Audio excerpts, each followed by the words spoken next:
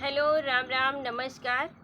हम बबीता कुमारी लोकगीत और दीदी चैनल अनन्या लोकगीत। तो आप सबके बीच में आज हम बहुत प्यारा और मार्मिक बेटी विवाह ललनवा सुहाग गीत लेके आए। और ये गीत बहुत ज़्यादा दर्दनाक बा।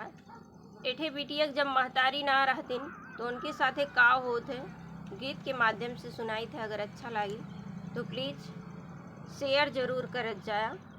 लाइक कमेंट मत करे लेकिन शेयर जरूर कर देवत जाए, काहे कि ये सच्ची घटना पे आधारित बाटे। तो चला सुनाई था। और एक हम खुद लिखे है यह गीत का। हरे मरली मायरिया बेटी करली रुदनवा, रे करली रुदनवा, रे छुटी गईल नैहर से न तारे लालनवा, हरे छुटी गईल नैहर से न तारे लालनवा, हरे जवन नैहर नाही मैया बपैया, रे मैया बपैया, हरे वही नैहर यादर ना होई रे लालनवा, हरे वही नैहर यादर ना होई रे लालनवा, हरे मरली मायरिया मोरी छुटली गाठरिया, रे छुटली गाठरिया, रे के न बूझे दर्द हमार रे लालनवा, हरे के न बूझे दर्द हमार रे लालनवा, हरे बैठी दुअरिया माई। तो दीदी देखा रोए लागिनी गीत सुन के। हमू बहुत भावुक हो चुकी है, लेकिन सोचत है कि रोई ना, अगर हमू रोए लागब तो गीत बेकार हो जाए।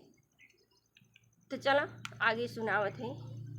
हरे बैठी दुअरिया माई ताकत रहली रहिया, रे जोहत रहली रहिया, हरे कब है धरिया हमार रे लालनवा, हरे कब है धरिया हमार रे लालनवा। और दीदी यह नाते रोवत हैं कि दीदी के न तो अम्मा हैं और न तो बाऊ हैं। तो आज ही गीत सुन के दीदी का मम्मी और पापा दोनों जन के याद आई बा। तो चला सुनावत है। यही नाते आप सबसे कहन है कि शेयर करत जाए, कहीं ना कहीं ये गीत दीदी से जुड़ा बाटे। तो चला सुनावत है। हरे अब के ना मोरी बेटी रहिया का जो ही है, अरे रहिया का जो ही है, हरे के ना भेटिया भरिया का वर रे लालनवा, हरे के ना भेटी है भरिया का वारी रे लालनवा, हरे के ना लई है मोरी माई हमारी खबरिया, रे हमारी खबरिया, रे के ना लई है सुधिया हमार रे लालनवा, हरे के ना लई है सुधिया हमार रे लालनवा,